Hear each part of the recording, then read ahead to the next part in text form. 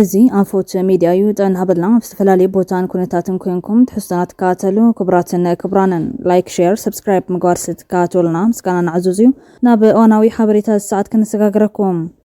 ካብ ዞባ ምዕራብ መዓልታዊ ዝመዛበል ህዝቢ ይበራኸት ምህላው ተሓቢሮም ብሰንኪ ዕለታዊ ግፍዒ ማእሰርቲ መግረፍትን ጩያን ምዕራብ ትግራይ ወሪሮም ዘለዉ ሓይልታት ካብ መስከረም ነዘ በአንፈት ሸራሮ ጥራሕ ብኻልኦት አንፈታት ተመዛበሉ ዘለው ዘይሓወሰም ልዕሊ 2700 ወገናት ህይወቶም ንምድሓን ካብ መረበቶም ተመዛቢሎም ናብ ማእኸላት ምዕቆባት ዮመሎም ኩነታት ዞባ ምዕራብ ትግራይ ካብ ዝኸፈ ናብ ዝባሰ ተሰጋገይሩ ስለዘሎ መንግስቲ ፌደራልን ማሕበረሰብ ዓለምን ብመሰረት ስምዕ ፕሪቶሪያ ግቦም ክዋፁ ይግባእ ተባሂሎም ድሕሪ ምቁራፅ ሰብኣዊ ሓገዝ ኣብ ምዕቆቢ ተመዛበልቲ ከተማ አክሱም 8 ሰባት ከም ዝሞቱ ካብቲ አይዲፒ ዝረኸብናይ ሓበሬታ የመላኽት ኣተሓባባሪ ተመዛበልቲ ዞባ ምዕራብ ትግራይ ክላስተር አክሱም መንእሰይ ካሕሳይ ሳይሄኝ ሰብኣዊ ሓገዝ ካብ ዝቋረፅ እንድሓር ኣብ ዝሓለፉ 3 ኣዋርሕ ጥራሕ 8 ተመዛበልቲ በጥሜትን ስነት መድሓኒትን ከም ዝሞቱ ይዛረብ ከምኡውን ብሰንኪ ሓደጋዊ ሕጅን ዝናብን ኣብ ኬንዳ ኣብ ጭቃን ቆርን ኮይኖም ኣደዳ ሕማምን ስቃይን ይኾኑ ከም ዘለው ቶም ተመዛበልቲ ገልጾም ሳን ቀረብ ሰብኣዊ ሓገዝን መድሓኒትን ይበፅሖም ካብ ዘሎ ሓደጋ ሞት ንምድሓንን ናብ መረበቶም ንምምላስን ዝምልከቱ ኣካል መፍትሒ ከናድየሎም ዝፀውዑቶም ተመዛበልቲ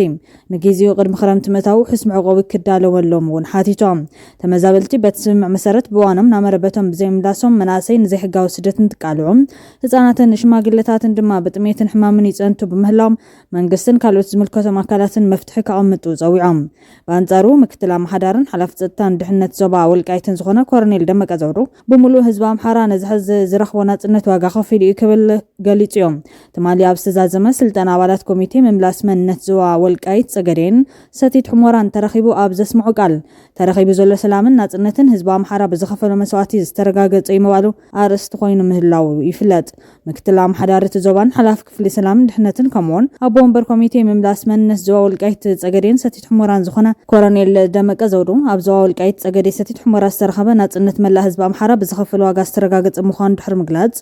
ሎሚ ድሕሪ ብዙሕ ጻዕርን መስዋዕትን ሓበራዊ ጽንዓትን ሓርነትን ኣመዝጊብና ኣለና ምባሉ ነቲ ገና ብሕቶ ዋንነት ዝለዓል ዘሎ ዘይተፈትሐ ጉዳይ ዞባ ወልቃይት ፀገዴ ተወሳኺ ነዳዲ ክኸውን ከም ዝኽእል ዝንገር ንዘመናት ዝኣክል ካብ ገዛ ርስና እናተሰደድና ኣልዑት ባርነት ተሸኪምና ዝጸንሐና ህዝቢ ከም ምዃንና መጠን ዝረኸብናይ ናጽነት ብሕጋዊ መንገዲ ንምርግጋጽ ሓቢርና ክንሰርሕን ክንዋሃድን ይግባእ ዝበለ ኮሎኔል ደመቀ ዘውዱ ሽማግለ መንነት ናጽነት ንምርግጋጽ ኣበርቲዑ ተቃሊሱ ብዙሕ ፀገማት ሰጊሩ ፍረፈሪዩ ብናጽነት ብሓባር ክንራኸብ ኣኽኢልና ኣሎ ዝበለ ኮይኖም ቃላት እቲ በዓል ስልጣን ምስ ጉዳይ እቲ ዞባ ብዝተተሓዘ ተወሳኺ ነድሪ ክፈጥር ዝብል ስጋት ኣቐሚጡ ምህላው ይዘመን ኮሎኔል ደመቀ ዘውዱ ኣብ መደምደምታ ኮሚቴ ምምላስ መንነት ኣምሓራ መንነታዊ ቃልስና ብሕጋዊ መንገዲ ንምርግጋጽ ክኸዶ ዝጸንሐ ጉዕዞ ንምድጋፍ ሓቢርና ክንሰርሕ ይግባእ ዝበለ ኮይኖም ኣመሓዳሪ ዞባ ኣይተኣሸተ ደምለቦ ወገኑ ቃልስናን ሓቅን ፍትሕን ዝግበር ቃል ስለዝኾነ ዕላና ናብ ዝቕፅል ወደን ከይሰግር ሕድር ሰማታት ብምቕፃል ኣበርቲዕና ክንሰርሕ ኣለና ድሕሪ ምባሉ ህዝቢ ወልቃይት ፀገዴ መንነቱ ክቕየር ዘይኽእል ብተፈጥሮ ዝተዋሃቦ ኣምሓራዊ መንነት ተጽኒዑ ንዓመታት ክቃለስን ክሳደድን ፀንሐ ህዝቢ ይክብሉ ምግላጾም እቲ ዞባ ፈኸም እናበለ ዝዓረገ ተወሳኺ ግጭት ይዕድም ከይህሉ ስጋት ፈጢሩ ይርከብ ዞባ ወልቃይት ፀገዴ ቅድሚ ኩናት ትግራይ ኣብ ዝነበረ ግዛት ብሕገ መንግስቲ ሃገር ኣብ ትሕቲ ግዛት ክልል ትግራይ ዝምኸል ዞባ ምባሩ ዝፍለጥ ኮይኖም ይኹን እምበር ካብ ድሕሪ ኩናት ትግራይ ትሒዙ ኣብ ትሕቲ ግዛት ክልል ኣምሓራ ይመሓደር ብምህላው ነቲ ብውዕል ፕሪቶሪያ ደው ዝበለ ግጭት ሰሜን ኢትዮጵያ ዳግማይ ከይውልዖ ብከቢድ ዝስጋእ ዞባ ምዃኑ እዩ ዝንገረሎም ብኻሊ ዜና ርክብ ሱዳንን ትግራይን ንምጥንኻር ዝዓለመ መድረኽ ኣብ ሃገረ ሱዳን ግዛት ከሰላ ከተማ ሓምዳይት ተሳሊጦም ካብ ከተማ ሕሞራ 10 ኪሎ ሜትር ርሕቐት ኣብ ዝተሳለጠ መድረኽ ላዕለዎት ኣመራርሓ ሱዳን ተረኺቦም እዮም ካብቶም ተሳተፍቲ ሰበስልጣናት ሱዳን መምሕዳር ዑምዳ ከተማ ሓምዳይት ሼኽ ጣሂር ኣደም ኢብራሂም መምሕዳር ዑምዳ ከተማ ወደል ሒሌ ዓብደል ናስር ተፈዲ ሓዊሱ ዝተፈላለዩ ተደመፅቲ ዓበይቲ ዓዲ ግዛት ከሰላ ይርከብዎም ኣብቲ መድረኽ መልእኽቲ ዘሕለፉ ሱዳናውያን ሰበስልጣናት ርክብ ትግራይን ሱዳንን ንዘመናት ዝጸንሐ ጠንካራ መሰረት ዘለዎ ምዃኑ ሓቢሮም ኣብ ልዕሊ ህዝቢ ትግራይ ዕፅዋን ክባን ዝተጀመረ ብ2007 ኣቋፅራ ገዝ ምንባሩ ዘዘኻኸረቶም ኣመራርሓ ትግራይ ኣብ ዕፅዋን ክባን ከይትነብር ሱዳን እትገብሮ ድጋፍ ኣጠናኺራ ከም ትቐፅል ገሊፆም እዮም ንዓና ህዝቢ ትግራይን ህዝቢ ሱዳን ዘይነፃፀሉ ህዝብታት እዮም ሎሚ ይኹን ጽባሕ ኣብ ጎኒ ህዝቢ ትግራይ ደው ክንብል ኢና ኢሎም ኣለዉ ብኣማይት ዝቁፀሩ ተጋሩን ሱዳናውያንን ኣብ ዝተረኸብሉ መድረኽ ብሰንኪ ኩናት ጽንተት ካብ ትግራይ ዝተፈናቐሉ ተጋሩን ናይ ምስጋና መልእኽቲ ኣሕሊፎም እዮም ህዝቢ ትግራይ ጆኖሳይድ ምስታወጀ ሱዳን እንኮ መድሕን ዝኾነትሉ ኣጋጣሚ ኣብ ወርቂ መዝገብ ክነብር ኢሎም ከምዚ ዓይነት ዲፕሎማስያዊ ርክባት ብተኸታታሊ ከም ዝሳለጡ ድማ ኣብቲ መድረኽ ምርዳእ ተገይሩሎም ኢትዮጵያ ምስ ኤርትራ ንተካይዶ ዕናው ኩናት ዲፕሎማሲያዊ ግንባር ንምህናጽ መሓዙት ተተኣኻኽብ ምህላዋ ይግለጸሎም። ሚኒስተር ጉዳያት ወጻኢ እስራኤል ጌዲዮን ሳር ናብ ኢትዮጵያ ኣትዮም ኣለዎም። ምስ ቀዳማይ ሚኒስትር አብይ አሕመድን ሚኒስተር ጉዳያት ወጻኢ ጌዲዮን ጢሞቴዎስን ብዛዕባ ርክብ ክልቲአን ሃገራት ከም ዝተማኸሩ እውን ተሓቢሮም። ግብጺ፣ ኤርትራ፣ ሱዳን፣ ጅቡቲ፣ ስዑድ ዓረብ ብሓደ ወገን፣ ኢትዮጵያ፣ እስራኤል፣ ሶማልያ፣ ቱርኪ ከምኡውን ሕቡራት ኢማራት ዓረብ ብኻልእ ወገን ኣብ ዞባ ምብራቕ ኣፍሪካን ከባቢ ቀይሕ ባሕርን ሓድሽ ኣሰላልፋ ሒዘን ኣለዋ። በአንጻሩ ኣሜሪካ ረብሓታት እናሓሰበት ኣብ ላዕሊ ትሕንበብ። እስራኤል፣ ሕቡራት ኢማራት ዓረብን ቱርክን ኢትዮጵያ ኣብ ቀይሕ ባሕሪ ግደ ክልዋ ወይ ወደብ ክልዋ ክድግፋ ከም ዝኽእላ ተንተንቲ የረድኦ። በአንጻሩ ኢትዮጵያ ንውሽጣውን ዞባውን ረብሓታት ዘን ሃገራት ከተማልእ የድልያ። ብፍላይ እስራኤል ምስ ፊሊስጤም ዝተኣሰረ ረብሓታትን ምስ ግብጺ ክትቃለሶ ዝጸንሐት ሓድሽ ጉዳይ ሰፈራ ፊሊስጤም ከም ዘሎ ኮይኑ ግብጻን ፖለቲከኛታት ኣሜሪካን እስራኤልን ንኢትዮጵያ ፕሮጀክት ግድብ ህዳሴ ተታሒዙ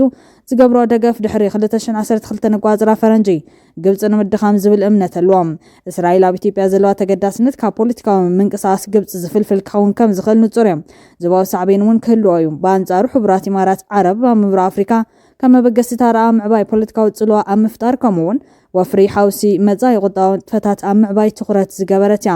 ይኹን እምበር እቲ ዞባዊ ኣሰላልፋ ሓይሊ ኣብ ግምት ብምእታው መንግስቲ ኢትዮጵያ ማእኸላይ መርገፂኡ ገዲፉ ናብ ሓደ ወገን ክጽጋዕ ይግደድ። ዑደት ሚኒስተር ጉዳያት ወጻኢ እስራኤል ናብ ኢትዮጵያ ሓደ ናይ ዝትርጉሙ ከም ዝኾነ ይግመት እዩ። ኣብ መንጎ ኢትዮጵያን ኤርትራን ተጀሚሩ ዘሎ ወጥሪ መሓዙት ትእልሸሉ ኣብ ዘላዋን ሻዕብያ ነታ ዘይተቐበላን ተኸሊፈ ዝበላን ውዕል ፕሪቶርያ ንምፍራስ ክልተ መንገዲ ይኽተል ከም ዘሎ ድማ ይግለጽ ኣሎ።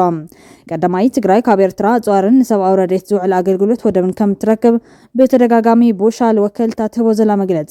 ትርጉሙ ኣብይ በዝርክብ ሕወሓትን ሻዕብያን ሰጊኡ ነቲ ብውዕል ፕሪቶርያ ዝተረኸበ መስመር ቴሌፎን ነፈርቲ ባንክን ባጀትን ካልእን ክዓጽዎሞም ሰራዊት ትግራይ ናብ ቀዳመይቲ ምትኳስ ጥይት ክኣቱ ንምግባር በዚ ድማ ውዕል ፕሪቶርያ ከም ዝፈረሰ ኣብይን ማሕበረሰብ ዓለምን ክእውጅ ምግባር ናብ ትግራይ ካብ ኤርትራ ጥርት ትብል ፍረስርናይን ሓንቲ ንጽል ጥይትን ከም ዘይተኣቱ ምግባር ኣብ ከባቢ ኣትዩ ህዝቢ ትግራይ መኸተ ክቐጽል ምግባር ምጥፋሕ ሕወሓትን ምብትታን ህዝቢ ትግራይ ድማ ሻዕብያ ሓንቲ ጥይት ከይተኮሰ ተግባራዊ ገብሮም ነዚ ድማ እዩ ተጋሩ ከም ሱዳናውያን ናብ ኤርትራ ክስደዱ ፈቒዱ ኣለኹ ዝብል ኣሽከዕላል ቀጺሉ ዘሎ።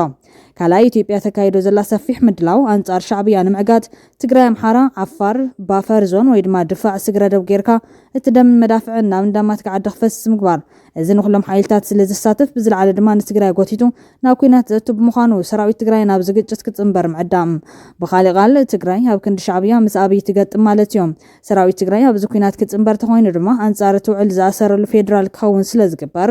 በዚ ውዕል ፕሪቶርያ ከም ዝፈረሰ ምእዋጅ ትማሊ ህዝቢ ትግራይ ዝጨፍጨፈ ሻዕብያ ካብ ዝኣትዎ ዘሎ መጻቦ ንምውፃእ ዝዓፍሮ ዘሎ መቃልሕ ንህዝቢ ትግራይ ጉዳይ ክኸውን ይግባን። 52 ወረዳታት ትግራይ ወሪሩ ህዝቢ ይረብ ሓይሩ ህዝቢ ዛላምበሳ ከይኣቱ ከይወፅእ ዓጊቱ ብምዕራብ ትግራይ ሰራዊት ወክቲቱ ካብ ኣድያቦ ክሳብ ሸራሮ ወርቂ ትግራይ ዘሚቱ ዝነብር ዘሎ ደመኛ ህዝብና ዝኾነ ሻዕብያ ኣብ ምውጋዱ ጥራሕ ጽምዶ ኤርትራን ትግራይን ይደሊ። ሕወሓት ናይ ምሕሳብ ስንክልና ዘለዋ በዓልቲ ምርኮስ ውድብ ኮይና ካብ 1981 ክሳብ 2018 ዝፈጸመቶም ናይ 8 ግዜ ተደጋጋሚ ሓደ ዓይነት ጌጋታት ንህዝቢ ትግራይ ዋጋ ክፊልዎ ደቆስ ኢንዎ ኣብ መወዳእታ ብጆኖሳይድ ክፍረድ ገይርዎ እዩ። ሳልሳይ ደረጃ ተሓታትነት ጆኖሳይድ እውን ሕወሓት እያ። ሕዚ እውን ኣብ መጻወደ ሻዕብያ ንምእታው ኣብ ድባት ኤርትራ ትእዛዝ ክትጽበ ጭንን ትብለላ።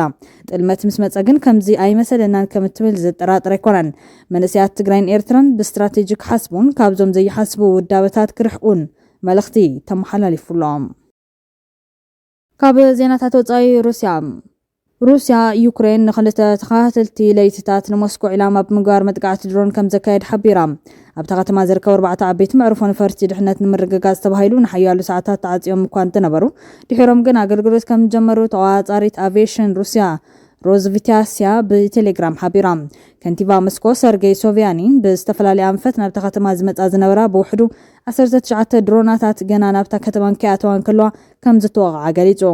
ገለ ካብቲ ክፋላትን ኣብ ሓደ ካብቶም ናብታ ከተማ ዝኣቱ ዓበይቲ ጽርግያታት ከም ዝዓለበን ዝኾነ ጉዳት ከም ዘይስዕበን እውን ሓቢሮም። ዩክሬን ዛጊድ ሪቶ ኣይሃበትን ዘላ።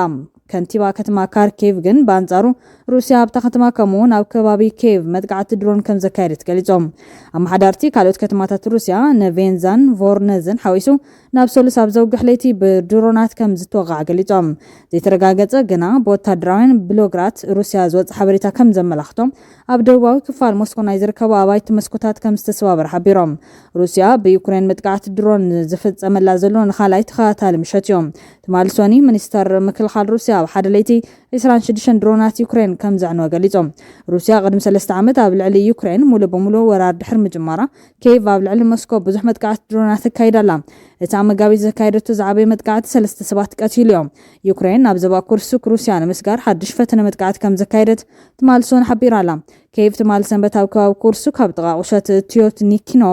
ሩስያ ንዝነበረ መዘዝ ነቆጣ ብድሮን ከም ዝወቅዐት ሓቢራ ኣብ ሚያዝያ ሞስኮ ሓይልታት ዩክሬን ሃንደበታዊ መጥቃዕቲ ካብ ዝፍጽሙ ድሕሪ 9 ወርሕ ንመላእቲ ከባቢ ዳግማይ ከም ዝተቆጻጸረት ገሊጻ ነይራ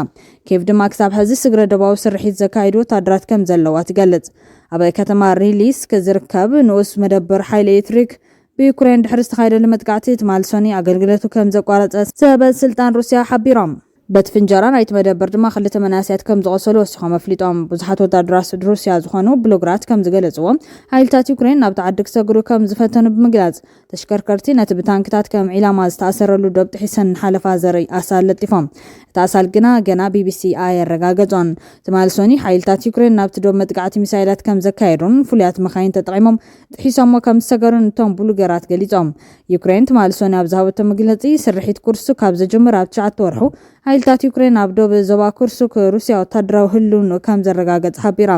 እዚ ከምዚ ኢሉ እንከሎ ኣብ ሰሜናዊ ምብራቕ ዩክሬን ካብ ቲዮትኪኖ ኣስታት 12 ኪሎ ሜትር ርሒቓ ኣብ እትርከብ ሱሚ ሰበስልጣን ሰባት ካብ ክልተ ከተማታት ክወጹ ከም ዝተሓተቱ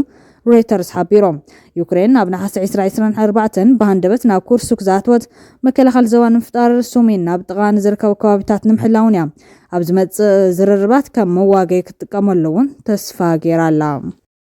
ክብራንን ካብ ኣፎት ሚድያ ዝተዳለወት ሕዝቶ ሰዓት ኣሪብና ዛዚምና ላይክ ሼር ሰብስክራይብ ምግባር ቤተሰብ ኣፎት ኩኑ ሰናይ ግዜ ንመና